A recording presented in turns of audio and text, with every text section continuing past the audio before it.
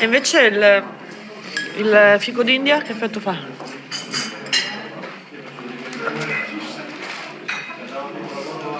Il fico d'India è il miglior frutto in circolazione in assoluto in Italia in questo momento, perché non viene dato l'antimuffa.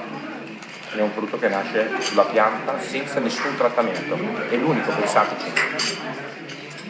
No, anche fico normale. No, no, caro, il fico normale, se lo prendi dalla pianta e lo metti in casa, ha una durata. Se prendi quello al fruttivendolo, sono veramente trattati. Sì, ecco, cioè tu lo lasci lì e rimane lì un mesettino e te lo puoi mangiare dopo. È tremendo, guarda. Mettono il TVZ che è un'antimuffa, che fa male, sì. Ma su quello naturale o su quello sottovuoto?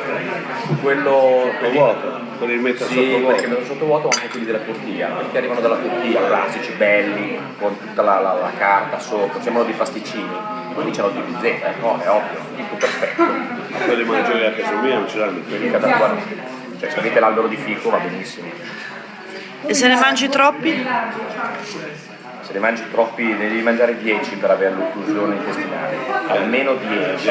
Quindi devi mangiarne da un minimo di a un massimo di... Da 0 a 5, io ne mangio 5, massimo 6, sto benissimo. Quelli sono Giganti, sì, i bastardoni, quelli grossi tanti così, 5.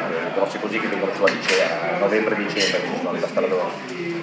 Quelli veramente ti fanno quasi bene, cioè ti smuovono l'intestino e puliscono benissimo, è una crusca gigante, crusca mega. Bene. Siamo soddisfatti? La rubrica naturalità è giunta alla conclusione, alla prossima puntata. Saluta!